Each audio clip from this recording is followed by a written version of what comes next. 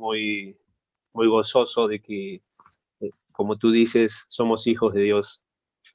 Y eso nos da una alegría, un gozo de saber que somos sus hijos y que Él es el Padre perfecto que nos ama con un amor perfecto también. Y en esta mañana quería compartir algo sobre el carácter de Jesús, sobre su pastoreo, sobre su misión y algunas cosas que son importantes para nosotros poder tener en cuenta. Y yo tengo casi 20 años de convertido y, y en estos 20 años yo aún no soy perfecto, no he llegado a la estatura de Cristo, creo que estoy todavía lejos. El consuelo es que cada vez estoy más cerca, pero aún me falta muchísimo. Y nosotros como iglesia, hemos recibido, se nos ha sido revelada la visión del reino de Dios, se nos ha sido revelada la voluntad de Dios que está escrita en la palabra, y la voluntad de Dios y la doctrina que tenemos, está basada en la palabra, no es una doctrina equivocada, es una verdad de Cristo, verdad que es extraída de las Escrituras, de nuestro modelo que es Jesús, de los apóstoles que imitaron a Jesús y de todo lo que el Espíritu Santo inspiró en estos hombres. Entonces, a veces aún tenemos conflictos en nuestra vida, en nuestro matrimonio, en la familia, aún a pesar de que tener años en el Señor, aún tenemos conflictos. La pregunta es por qué los tenemos, ¿no? Porque yo no quisiera tener conflictos en el matrimonio, ni en mi familia, ni en mi vida personal.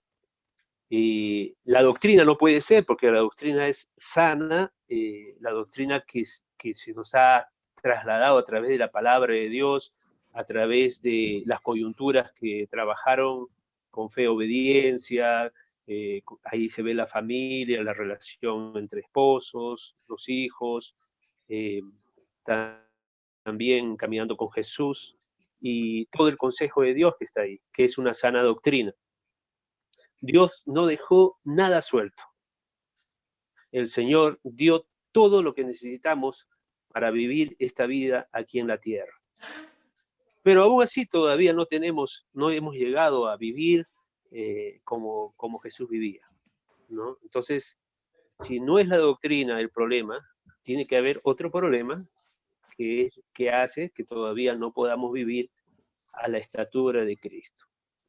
Y eso yo quería también tocar un poquito, porque creo que no soy el único, creo que muchos comparten conmigo que aún tenemos todavía luchas, conflictos que estamos enfrentando día a día y más en este tiempo. Entonces, el patrón de Dios que Él estableció para que nosotros vivamos es un patrón celestial, no es un patrón terrenal. Y tiene asimismo en Jesús el modelo y la referencia de aquello que Dios quiere que vivamos. Entonces, pero hay algo muy importante que siempre nos dijeron nuestros padres apostólicos mayores, que es imposible vivir la vida que Dios quiere que vivamos. Es imposible, pero en nuestras fuerzas. Necesitamos la participación directa de Dios con nosotros para poder vivir esa vida que Dios quiere. Conocer lo que Dios quiere, conocer los principios de Dios para la vida del hombre, y no tener a Dios en una relación, no traer a Dios a un relacionamiento conmigo, a un relacionamiento dentro de nuestro hogar, dentro de nuestra familia, para dentro del matrimonio, es ponerse bajo una tortura, ¿no? Porque tener todo esto que Dios quiere, todos estos principios y quererlos vivir, es muy difícil, imposible. Necesitamos a Dios en nosotros, y obviamente ya el Espíritu Santo ha venido a morar en nosotros, se ha unido a nuestro espíritu, Y obviamente el Espíritu Santo comienza a formarnos y comienza a darnos las fuerzas de Jesús. Nos da todo lo que es de Cristo. Y nos ha dado tantos recursos para que nosotros podamos usar esos recursos, la oración, la palabra, la comunión con Dios, la cena, el cuerpo de Cristo. Hay tantos recursos que el Señor nos ha dado, la alabanza, la adoración, ¿no? Que es necesario que entendamos que si no involucramos a Dios en nuestra vida, si no tenemos esta relación con Dios diaria, no vamos a poder obedecer ni vivir los principios que Dios tiene, nos va a faltar fuerza. Y muchas veces nosotros no vivimos como Dios quiere, no porque no conozcamos lo que Dios quiere, sino porque nos vemos limitados, porque no tenemos fuerza para vivir lo que Dios nos dice que tenemos que hacer. Y eso habla de, tomo un ejemplo, ustedes han visto un auto. El auto tiene un timón y tiene un motor. Hoy en día los autos modernos tienen timón hidráulico. Yo me acuerdo de mi esposita cuando tuvo un carrito blanco, un Hyundai, me acuerdo que ella para dar giro a la derecha tenía que hacer así, así, así. Yo le veía pobrecita cómo sufría para darle la vuelta al timón a la derecha o a la izquierda, porque el timón era mecánico. Hoy en día el timón es hidráulico. Hasta con un dedo uno le da vuelta y dirige el auto para donde uno quiere. Pero ¿de qué sirve tener una dirección si el motor está apagado? Si no hay combustible. ¿De qué me sirve tener un buen timón? ¿De qué me sirve tener una doctrina sana? Los principios que Dios quiere para la familia, para el matrimonio, para los hijos, para con mis hermanos, para con los de afuera. ¿De qué me sirve tener una buena dirección, que es tener un buen timón, pero no tener la fuerza, no tener el motor prendido para poder ir hacia la dirección que Dios me da? Y eso es lo que yo quería compartir con ustedes también, ¿no? Nosotros, uno de los nombres que tiene Jesús, que se habla en la Escritura, es de Emmanuel. Y Emmanuel significa Dios con nosotros. Y qué importante es esta expresión, este nombre que expresa una virtud del Señor. Él vino a habitar con nosotros. Él quiere involucrarse con tu vida. Él quiere participar de tu vida y de mi vida. Él quiere estar conmigo como el yugo, Cristo y yo, Cristo y yo. Y Cristo me ayuda a ir a donde es la voluntad de Dios. Por eso es importante la comunión y la relación que tenemos que tener con Dios. Dios quiere que experimentemos ese Dios con nosotros a través de Cristo Jesús. Santiago en su carta, en el capítulo 1, versículo 13, dice así, hablando de Dios, en especial del Padre Celestial. Está escrito que nadie que sea tentado diga, soy tentado por Dios. ¿Por qué no podemos decir que somos tentados de parte de Dios? Porque Dios dice, no tienta a nadie, y ni Él mismo puede ser tentado por el mal. O sea, Dios no conoce la tentación, no la ha experimentado la tentación, porque Él no puede ser tentado. Dios, podríamos decir que Él desconoce ese tema. Él no fue tentado por nadie. Y Dios, para entender lo que el hombre sufre, lo que el hombre pasa, lo que el hombre lucha, aparte de enviar a su hijo para recuperar lo que se había perdido, que era la autoridad de Dios sobre el hombre, el rechazo de Dios como autoridad. Jesús vino a experimentar. Jesús es Dios, pero también es hombre. Y vino a experimentar lo que nosotros sentimos. Esto es lo que hizo Jesús. Como bien dijo Ángel, en el principio era el verbo estaba con Dios y el verbo era Dios. Jesús es Dios. Y en Jesús habita corporalmente toda la deidad, toda la plenitud de la deidad, de la divinidad. Cristo Jesús subsistía juntamente con el Padre desde antes de la fundación del mundo, es eterno, pero subsistía en forma de Dios. En Hechos 20, 28, en Hechos capítulo 20, versículo 28, hay una de las mayores expresiones sobre la deidad de Jesús y la encarnación de Dios. Aquí en Hechos, Pablo, exhortando a los presbíteros de Éfeso, dice así: por tanto, mirad por vosotros y por todo el rebaño en que el Espíritu Santo os ha puesto por obispos para apacentar la iglesia del Señor, la cual él ganó por su propia sangre. Hermanos, Dios es espíritu. ¿Y el espíritu acaso tiene sangre? Está hablando entonces de Jesús como Dios hecho hombre, que Dios se hizo, Dios espíritu, se encarnó y se hizo hombre. Jesús es Dios. Hebreos capítulo 2, versículo 16 al 18, dice así: porque ciertamente no socorrió a los ángeles, sino que socorrió a la descendencia de Abraham, por lo cual debía ser en todo, y está hablando de Jesús, debía ser en todo semejante a sus hermanos. ¿Por qué tenía que ser en todo semejante a nosotros, a sus hermanos? Dice ahí, para venir a ser misericordioso y fiel sumo sacerdote en lo que se refiere, para expiar los pecados del pueblo, pues en cuanto él mismo padeció, siendo tentado, es poderoso para socorrer a los que son tentados.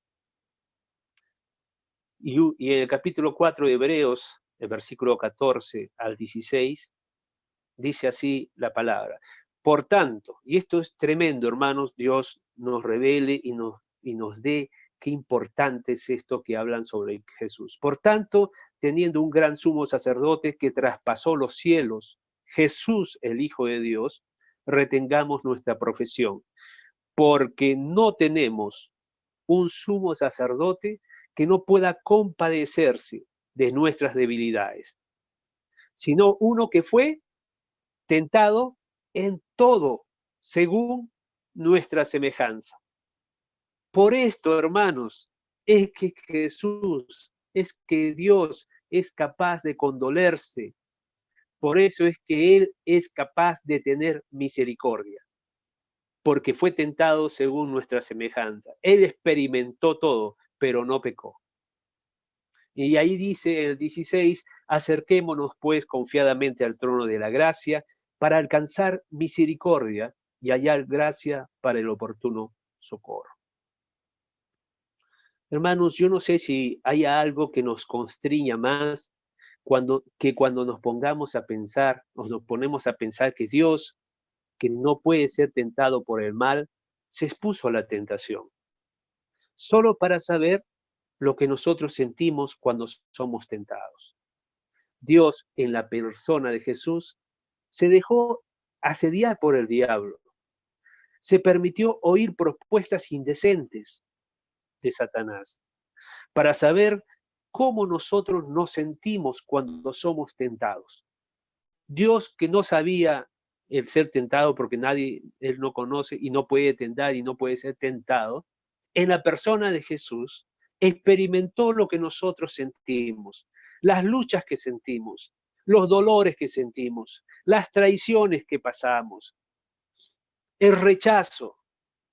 Jesús lo experimentó todo, no se le escapó nada, toda tentación él la sufrió, pero no pecó. Y él es el más dado a comprenderte a ti, hermano, hermana, a comprenderme a mí, porque él no es insensible. Él sabe lo que pasamos. Él lo pasó. Tenemos tantas debilidades que nos rodean, tantas limitaciones, pero Jesús conoce nuestro camino. Jesús sabe lo que nosotros pasamos, amados, y Él puede tener misericordia y comprendernos. A veces cuando uno lee, hay una parábola del dueño de la viña en Lucas 13:7. Dice ahí, el dueño de la viña dice, vengo ya 3 años seguidos a buscar fruto en esta higuera y no la hallo, no encuentro fruto en ella. ¿Qué hace esta higuera todavía aquí? Y le dice al administrador, al que cuida de la viña, le dice, córtala. ¿Para qué sigue ahí y está inutilizando el terreno? Córtala de una vez. Y el administrador le dice a su amo, le dice al dueño, Señor, déjala todavía este año, hasta que yo cabe alrededor de ella y la abone, por ahí que dé fruto, si da fruto. Y hermanos, en estos 20 años, en mi caso, siguiendo a Jesús, muchas veces cuando uno se cae, se enfría, se anima, se desanima, y como que uno se ve amenazado. Yo me veía amenazado como esta higuera a ser cortado por Dios. Pero algo que me consolaba y algo que me animaba es que en aquel momento yo tenía a ese administrador rogándole al dueño de la viña que no me corte, que tenga paciencia y que él está trabajando conmigo. Y ese administrador no es nada más ni nada menos que nuestro Señor Jesucristo. Porque la palabra dice que que tenemos al Señor, el cual está intercediendo por nosotros al Padre. Y eso lo podemos leer en Hebreos capítulo 7, versículo 25, el cual dice así, por lo cual puede también salvar perpetuamente a los que por él se acercan a Dios, viviendo siempre. Mira el ministerio que tiene el Señor hoy día. Él no está de brazos cruzados. Mira lo que hace, viviendo siempre para interceder por ellos. El ministerio hoy del Señor, que está sentado a la derecha de Dios, es interceder por nosotros. Es como este administrador, intercediendo por nosotros. Yo estoy trabajando con Omar, estoy trabajando con Víctor. No, todavía no, dame un tiempo. Y así está, y ese es nuestro Señor, el que nos entiende. Primera de Juan, capítulo 2, versículo 1 al 6, entre otros, en uno de los versículos, dice así, Juan, hijitos míos, estas cosas os escribo para que no pequéis. Pero si alguno hubiere pecado, abogado tenemos para con el Padre, a Jesucristo el justo. ¿Cuándo alguien necesita un abogado? Cuando nos metemos en problemas, cuando estamos a punto de ser condenados, acusados, condenados y enviados de repente a una prisión. Y ahí uno piensa en el abogado cuando se está en problemas. Y el abogado es alguien que entiende mucho de leyes y que puede defender tu causa delante de un juez. Una causa por la cual nosotros podemos ser culpables, podemos declarados culpables, condenados y cumplir la condena. Alguien que fue tentado en todas las cosas, alguien que sabe todo lo que nosotros enfrentamos, puede abogar por nosotros. Juan dice, si ustedes pecan, ustedes tienen a uno que es abogado y que conoce todo. Alguien que se identifica completamente con tú y con mi humanidad y con todas nuestras flaquezas, limitaciones porque Él fue tentado en todas las cosas. Pero aparte de eso, nuestro Señor Jesús también es llamado de pastor y obispo de nuestras almas. Y nuestra alma es la que se resiente con tantas cosas que enfrentamos. Ahí viene tristeza, viene amargura, viene depresión, viene, viene todas las cosas que afectan a los sentimientos, las emociones e incluso nuestros pensamientos. Y aquí, cuando dice el Señor que Él es el pastor de nuestras almas y obispo y sumo pastor de nuestras almas, yo creo que el Señor no terceriza este atributo de pastorear. Él no terceriza a nadie, el pastoreo de nadie. Porque, hermanos, ningún presbítero, ningún pastor, ningún líder, ninguna coyuntura, ningún apóstol, ningún evangelista es apto para pastorear tu alma. Porque ellos no pueden conocer tu alma.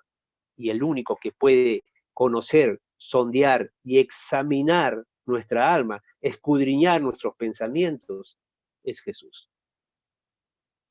Él puede sondear lo más íntimo de nuestro ser. Hermanos, ni nosotros mismos nos conocemos, ni nosotros mismos sabemos qué hay en nuestro interior.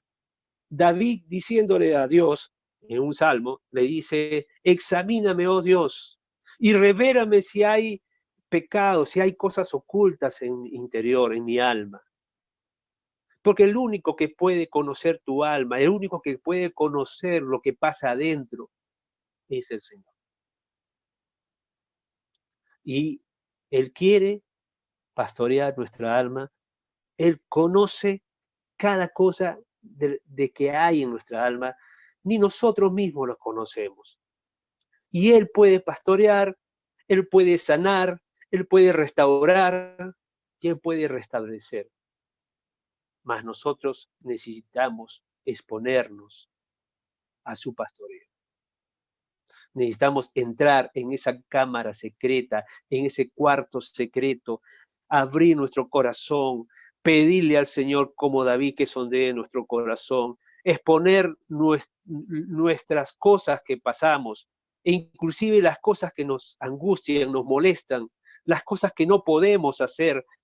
Necesitamos ser pastoreados por ese Señor. Por eso es que Él, Hebreos dice que es el único que nos puede entender. ¿Cuántas dificultades nosotros? ¿Cuántas cosas enfrentamos con nuestros hijos, en la familia? Y a veces no podemos ni siquiera decir lo que pasa acá dentro en nuestra coyuntura, o al líder o al pastor.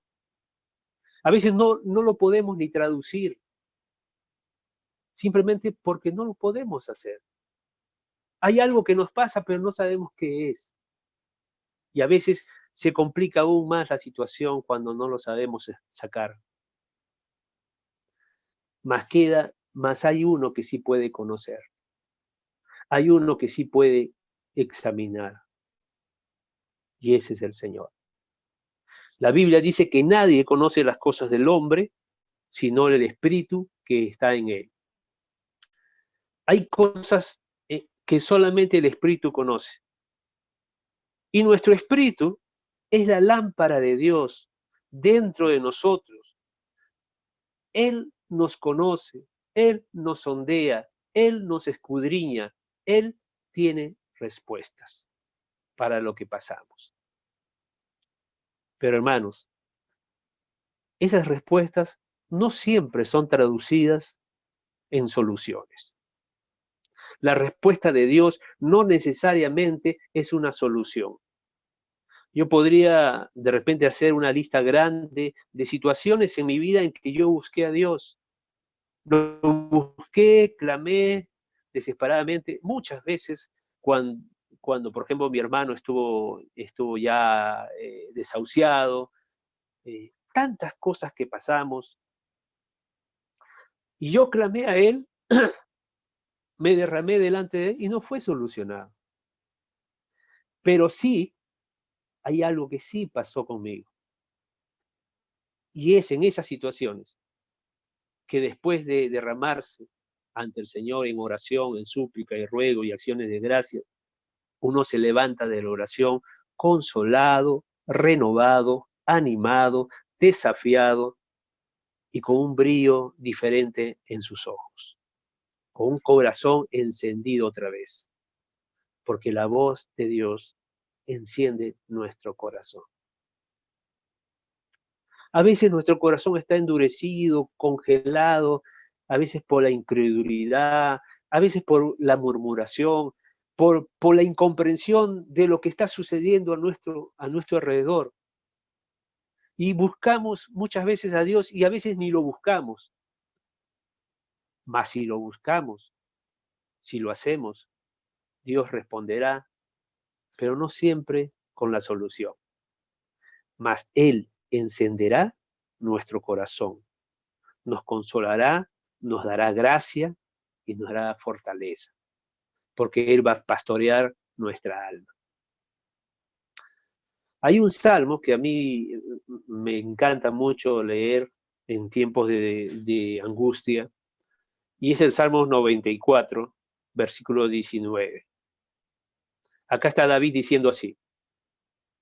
Voy a leer voy a leer dos versiones, Biblia de Jerusalén, y voy a leer Dios habla hoy, ¿no? El de Jerusalén dice así: en el colmo de mis cuitas interiores, tus consuelos recrean mi alma.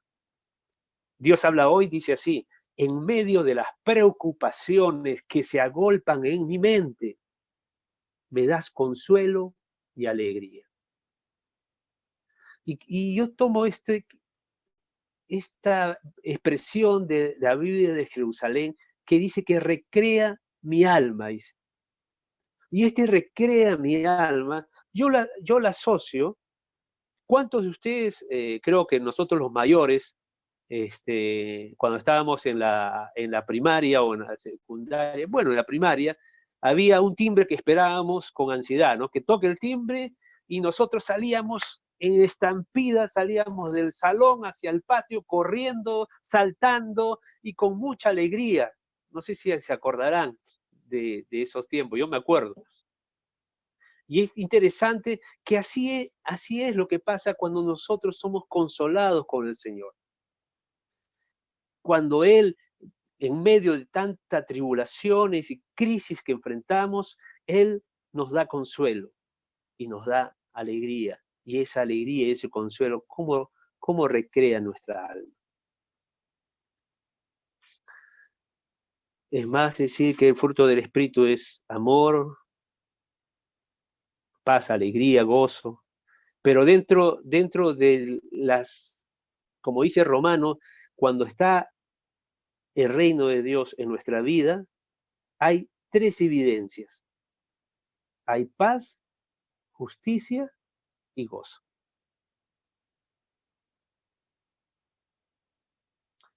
A veces nosotros equivocadamente buscamos alegría en cosas que no las van a dar o las van a dar temporalmente.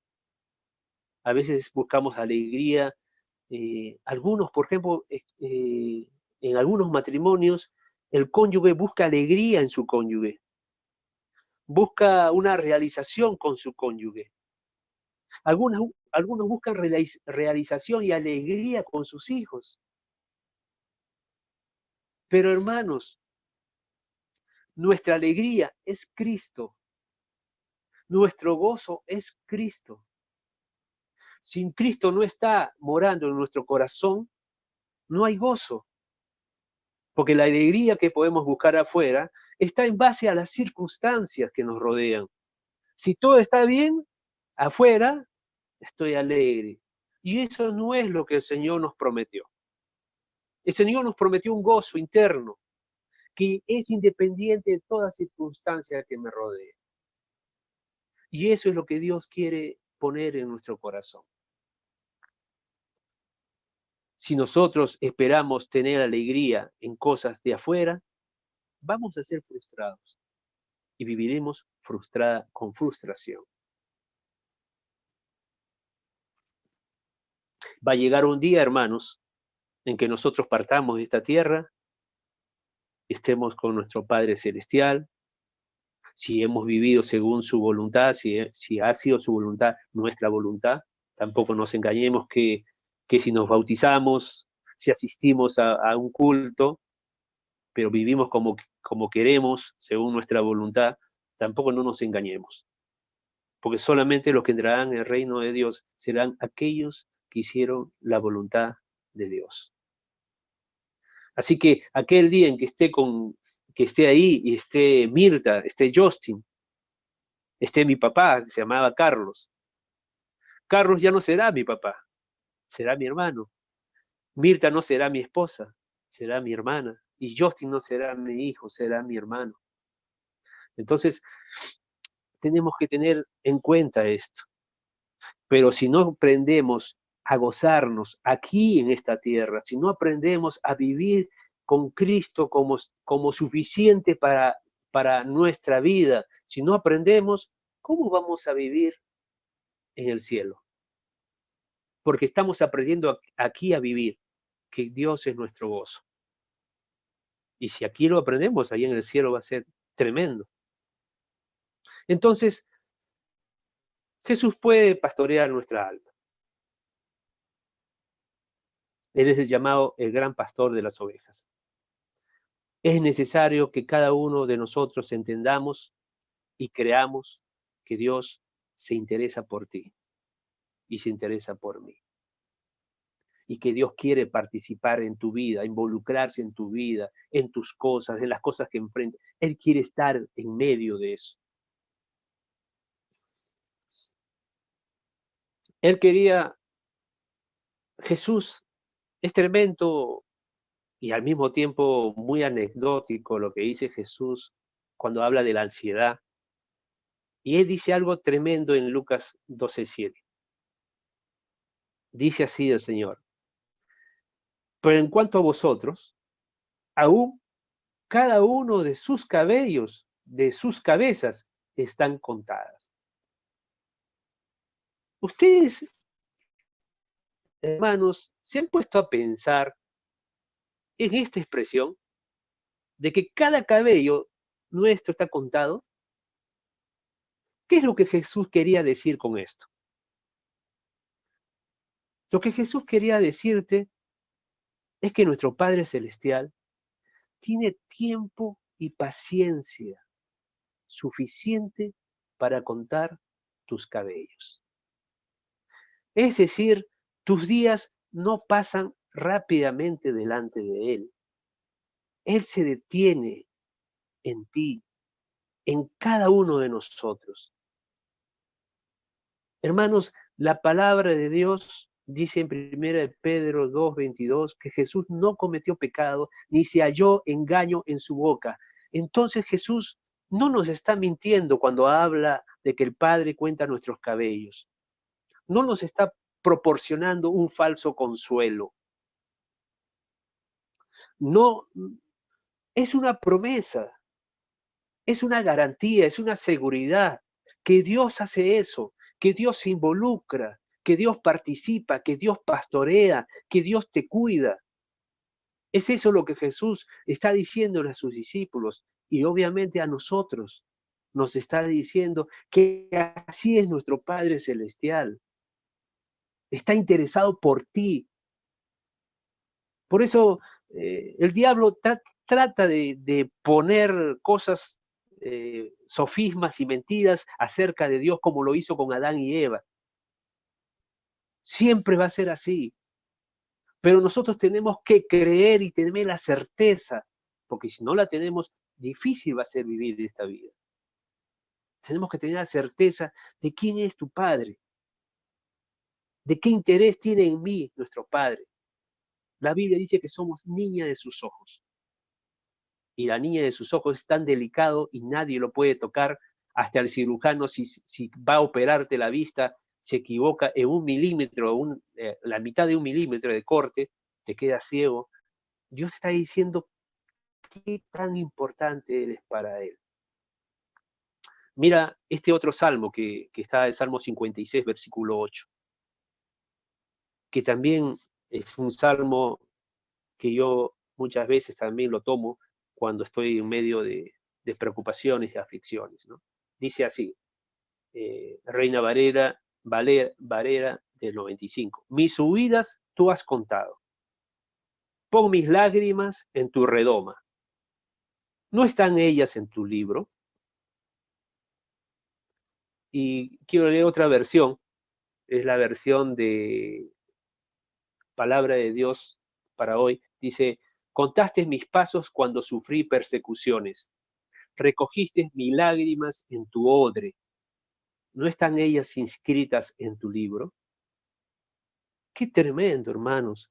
En nuestras aflicciones, cuando estamos andando de aquí para allá sin saber qué tenemos que hacer, hay una cosa que nos debe consolar mucho. Y es esta palabra, que el Señor está detrás de nosotros. Está contando tus pasos. 1, 2, 3, 4, 5. Y cuenta nuestros pasos. Está con nosotros. No nos abandona. Y no solo eso, dice, contaste mis pasos cuando sufrí persecuciones, recogiste mis lágrimas en tu odre. Cuando lloramos, hay un odre recogiendo las lágrimas que soltamos. Y es más, Dios las registra en su libro.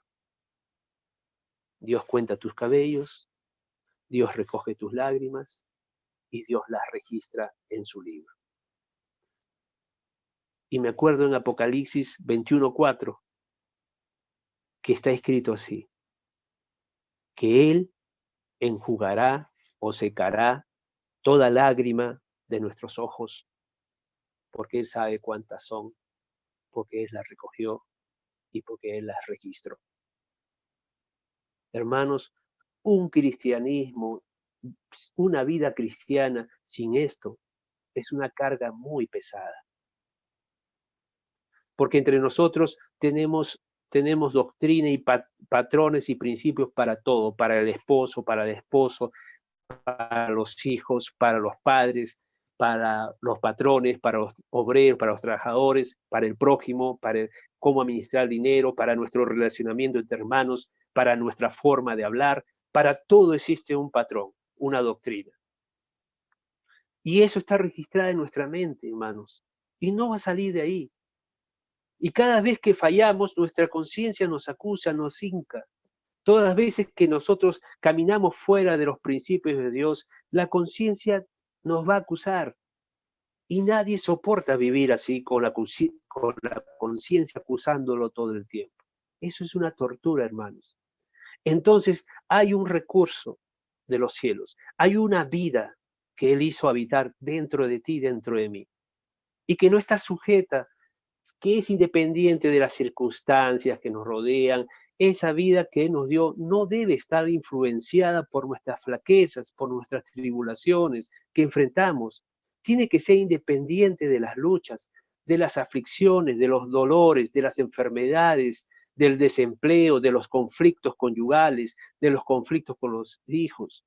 Eso tiene que ser totalmente una vida que no depende de esas circunstancias, una vida interna que las circunstancias que están afuera no influyen en nuestra vida interna, porque nuestra vida está vivida dentro con Dios, está el Espíritu dentro de nosotros. Entonces, nosotros no debemos resumir solamente nuestra vida a la doctrina, a obedecer la doctrina. El Evangelio es mucho más que eso. El Evangelio no es solo la doctrina, no son solo los mandamientos. Los mandamientos, como dije, son solo el timón del auto que direcciona para dónde ir, de izquierda o derecha. Más lo que nos da fuerza para mover a ese auto es el motor. Y uno puede, como le dije, puede tener un timón hidráulico, y hoy incluso hay timón eléctrico, y es fácil mover ese timón. Pero ¿de qué nos sirve un auto así? ¿De qué nos sirve tener una buena y sana doctrina, buenos consejos? ¿De qué nos sirve si tenemos el motor apagado? Si no tenemos combustible.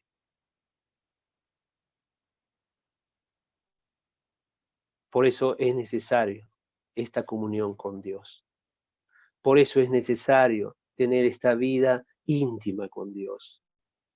Por eso es necesario llenarnos de su palabra. Por eso es necesario adorarlo, tener tiempo de adoración. No solo en la congregación, sino tiempo de adoración en tu cuarto, de alabanza, de abrirte al Señor, de orar. Estos son los recursos que el Señor nos da para llenar, para que este motor funcione y podamos nosotros vivir lo que Dios quiere. Dios nos ha bendecido con su palabra, con mucha dirección, con mucho consejo de Dios para cada área de nuestra vida. Hermanos, lo que tenemos es un tesoro, porque uno sale afuera y afuera parece lo contrario. Hay mucho Dios victoria, camino en victoria, fe, Dios hace esto, Dios hace lo otro, pero no hay dirección. No sirve tener un buen motor con turbinas y turbo no tener dirección. Igual no sirve tener dirección y no tener motor, tener un motor que no se prende. Tenemos que vivir, hermanos, equilibradamente. Sin Cristo, sin comunión, es difícil vivir la vida cristiana. Es difícil. Y hermanos, Dios quiere llenar nuestro tanque. Dios quiere poner combustible en nuestro motor.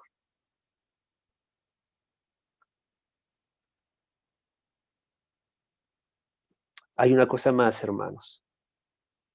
Una de las cosas que también a veces podemos no darnos cuenta es que le pedimos al Señor, ¿cómo hago aquí? ¿Cómo hago allá? ¿Qué necesito para que mi matrimonio se restaure? ¿O qué necesito para que mi familia se restaure? ¿O qué necesito para que entrar en unidad con mis hermanos? ¿O qué necesito para ser un buen trabajador? ¿No? ¿Qué necesito para...? Y hermanos, los que estamos ya en el Señor caminando y que sabemos, hemos recibido fe, obediencia, hemos recibido caminando con Jesús, hemos recibido la familia, hemos recibido comunión, estamos haciendo la pregunta errada. No es decirle al Señor, ¿qué tengo que hacer? Sino es decirle al Señor, llena de tu gracia para obedecer, para hacer, porque el conflicto termina de que tengo que hacer cuando Dios dice su palabra. Porque Dios no va a cambiar sus principios, no hay un segundo consejo. Dios ya reveló su voluntad para cada área de la vida del hombre. Entonces la pregunta que debo hacer al Señor no es qué tengo que hacer o qué debo hacer, sino tengo que obedecer. Y lo que tengo que buscar sí es fuerza de Dios, vida de Dios en mi interior, es comunión con Dios, es llenarme de la palabra de Dios, es tener el combustible para ir en la dirección, para obedecer sus principios. La mayoría de los problemas de los discípulos no es por no conocer qué tienen que hacer, sino que ellos sienten que no lo pueden hacer. Y obviamente ahí hay una crisis, como la que pasó Jesús. Miren que Jesús conocía desde que vino al mundo, él conocía que su destino era la cruz. Pero mira lo que pasa en Getsemaní. En Getsemaní Jesús comienza a decir, Padre, tú puedes todas las cosas. Si te es posible, aparta de mí este cáliz. ¿Qué está diciendo Jesús ahí? Jesús entró en una lucha con su alma. Jesús estaba diciendo, Señor, tú, papá, tú puedes todas las cosas. Yo no quiero ir a la cruz. Busca otro camino. Pero al final, él dice, porque no le faltaba conocimiento de la voluntad de Dios. Él sabía lo que lo que el Padre quería. Y es más, el Señor, el Padre, no le contestó a Jesús, porque no tenía otra palabra. Dios no cambia, no muta. Sus principios son inmutables, igual que Él. Y lo que Él te dice que tienes que hacer, lo tienes que hacer. Y Jesús sudaba gotas de sangre. ¿Por qué sudaba las gotas de sangre? Porque la voluntad de su alma se oponía contra la voluntad del Padre. Es lo mismo que nosotros pasamos. Sufrimos crisis cuando Dios nos dice ya que tenemos que hacer algo y no queremos porque lo que nos dice va en contra de lo que queremos. Y tenemos crisis, tenemos conflictos, una lucha interna, pero ¿cuándo se acaba ese conflicto? Como cuando con Jesús decimos que no se cumpla mi voluntad, sino se cumpla la tuya. Y se acabó el conflicto. Y dice Lucas que vino un ángel y vino a consolarlo y a confortarlo, a fortalecer a Jesús. Cuando nosotros nos decidimos obedecer a los principios de Dios, vamos a obtener gracia de Dios para obedecer el principio. Así que, hermanos, tenemos que andar con nuestro motor lleno de combustible. Oración, llenura de la palabra, llenura de espíritu, alabanza, adoración, comunión íntima con el Señor, tiempos de ayuno, tomar cena del Señor. Este es el combustible. Y contemplar a Cristo. Oramos, hermanos. ¿Sí? Señor, te damos gracias. Gracias, Señor, porque tú nos rescataste. Porque tú eres Dios con nosotros, eres Emmanuel. Y tú habitas en nosotros y tú te involucras con nosotros.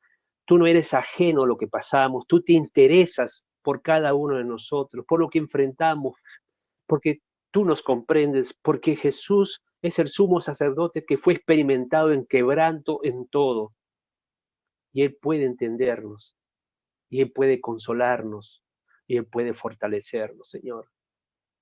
Queremos que tu fuego nos inunde el corazón, que tu superabundante gracia transborde nuestra vida, de cada uno de nosotros, de mis hermanos, que haya en cada uno esa superabundante gracia para la gloria de tu nombre, para vivir y llegar a ser como Jesús, porque queremos ser como Jesús, porque esto es tu voluntad. Te damos gracias en el nombre de Jesús, papito. Amén. Amén, Angelito. Amén, Omar. Nos unimos a la oración que hiciste. Cuando Jesús fue tentado, lo primero que usó es escrito está, ¿no? Y él tenía todo el conocimiento, él sabe todas las escrituras, pero no se quedó callado, sino que usó la acción, ¿no? Escrito está, y lo recitó, ¿no? Puso en acción la palabra. Amén. Y en nuestro caso, cuando tengamos tentaciones y pruebas, ¿qué voy a decir? No, escrito está, pero ¿qué voy a decir que escrito está si que no estoy leyendo la palabra de Dios? Si no me estoy llenando de la verdad de Cristo, de la doctrina sana del Señor, porque dice, separados de mí nada podéis hacer, ¿no? O sea, nada, Aleluya. ni siquiera podríamos soportar una tentación separados de Él. Amén. Y nos unimos a tu oración, a la oración que hiciste, y rogamos al Padre en el nombre de Jesús que todo ayuda para bien, Señor, en este tiempo todo coopera, Señor, para que nosotros Aleluya. cumplamos el propósito por el cual fuimos creados, Señor. Te damos gracias, Señor, en esta noche, y es nuestra oración, Jesús, de que el propósito que tú pusiste en cada uno de nosotros, Señor, se perfeccione día a día, Señor. Haz tu voluntad, Jesús. Haz tu voluntad, Señor. Adora al Señor ahí por unos minutos. Gracias te damos, Señor, por la palabra de hoy, Jesús. Gracias porque estas pruebas que estoy sintiendo, estas tentaciones, no las estoy pasando solo, Señor.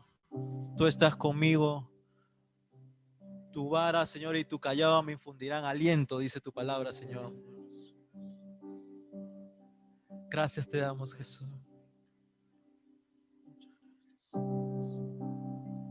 Yo sé que siempre estás conmigo, Señor.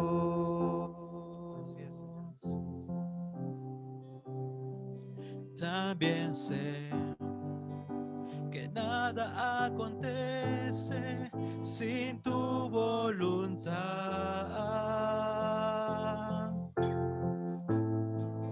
Necesito aprender a descansar en ti. Necesito aprender a confiar en ti. Eres mi Señor.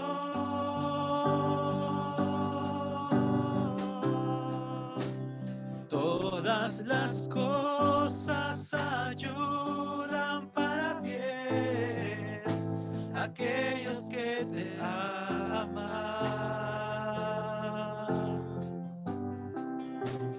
Todas las cosas ayudan para bien aquellos que te aman. Todas las cosas ayudan para bien aquellos que te aman. Todas las cosas ayudan para bien aquellos que te aman. Romanos 8:28 dice, no todo ayuda para bien de aquellos los conformes son llamados. Todo ayuda para bien, Señor, en este tiempo, Jesús. Todo, Señor, nos sirve para crecer, Jesús. Yo sé que siempre estás conmigo, Señor.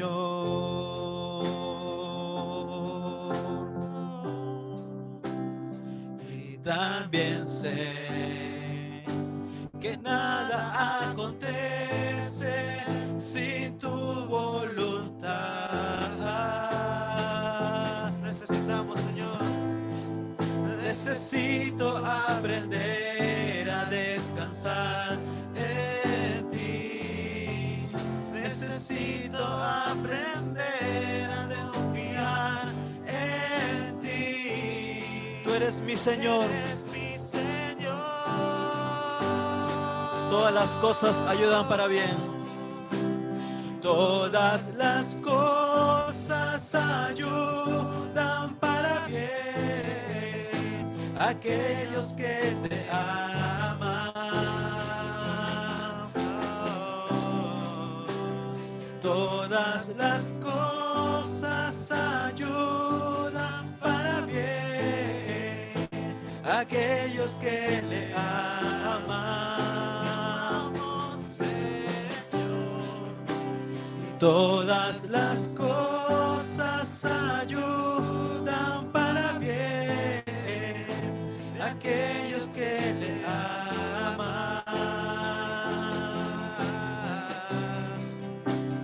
Todas las cosas ayudan para bien de aquellos que le aman. Sí, Jesús. Sí, Señor, es nuestra oración, Señor. Hermano, repite conmigo, Señor, todo ayuda para bien, Señor. A aquellos que te aman, Jesús. Todo ayuda para bien, Señor. Gracias por esta situación que estoy pasando. Yo no conozco tu situación, pero Dios sí la conoce. Gracias por esta situación que está ocurriendo en mi familia, Señor. Gracias por lo que está pasando en mi trabajo. Gracias por lo que está pasando en mi hogar, Señor. Gracias por lo que está pasando con mi esposa, con mis hijos. Gracias por lo que está pasando con mi hermano que está al lado. Gracias, Señor, incluso por las situaciones difíciles, Señor, que me toca vivir en este tiempo. Gracias por las cosas hermosas, Señor, que me haces ver en este tiempo, Señor. Gracias porque todo coopera, Señor, todo ayuda, todo levanta al Hijo de Dios. Porque todo sirve para crecer, Señor. Porque tú me hablas en todas las formas, Señor. A través de la creación, a través de tu palabra, a través de mi hermano. Porque tú estás en constante comunión conmigo, Señor. Y yo contigo, Señor. Gracias porque tú y tu palabra, Señor, me respaldan, Señor. Me dan sustento, Señor, para vivir. Gracias, Jesús, porque no me dejaste solo, porque me diste el Espíritu Santo de Dios. Otra vez, Señor. Gracias porque me diste el Espíritu Santo de Dios. Gracias porque me diste tu palabra. Gracias porque me diste a una familia en Cristo Jesús. Una familia aún más grande, Señor, de la que pude haber pensado en un comienzo. Gracias porque me restauraste, Señor. Porque yo en un tiempo, Señor, me alejé de ti, pero volví otra vez, Señor. Volví y otra vez a creer en ti, Jesús. Y a creer aún mucho más, porque donde abundó el pecado, sobreabundó la gracia, dice el Señor. Y te damos gracias, Señor. Gracias, Jesús. Todas las cosas, Señor. Todas las cosas ayudan para bien aquellos que te aman.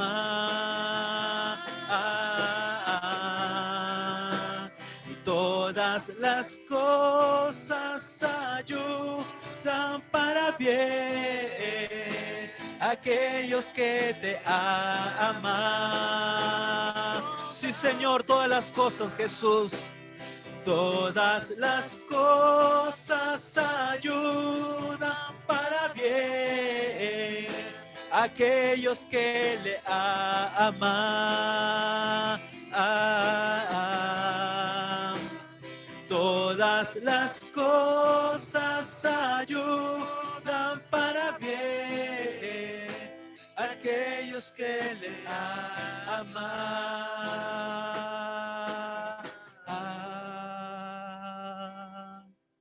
Sí, Señor, todo ayuda para bien, Jesús. Gracias te damos, Señor, porque tú eres el que nos une, Jesús.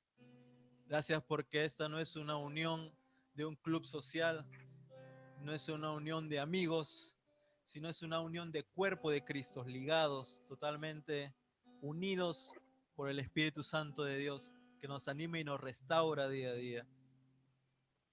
Amén, dale gracias a Dios. Amén. Omar. Sí, hermanos, yo quería, esta alabanza que ha cantado este Ángel es tremendo, es tremenda. Muchas veces nuestro problema es que no entendemos que todas las cosas ayudan a bien. A veces nuestra naturaleza cree que las cosas que nos van bien son las que nos ayudan. Pero cuando entendemos que todo lo que nos pase siempre va a ayudar al bien, siempre Dios lo va a tomar para bien, va a cambiar nuestro concepto de las cosas. Aun cuando pasemos por dificultades, tribulaciones, crisis, nosotros, si tenemos eso presente de que aún esto que estoy pasando, tan duro que estoy pasando, ayuda bien, yo me voy a sentir confortado, porque algo bueno el Señor va a sacar de esto. Y eso tiene que estar en nuestra mente. Todo, las cosas dolorosas, tristes. Además, el Señor al que ama, corrige. Al que ama, disciplina. Si a uno le va bien todas las cosas siempre y no es tratado por Dios, la palabra dice, ¿es hijo o bastardo? Y Dios nos trata porque quiere que se forme el carácter de Jesús en nosotros. Y a veces las cosas que enfrentamos son la solución de Dios para formar el carácter de nosotros. Tenemos que tener claro eso, porque si no, vamos a seguir sufriendo, vamos a seguir en nuestro interior sufriendo, pataleando, hasta que entendamos que todo ayuda bien. Amén.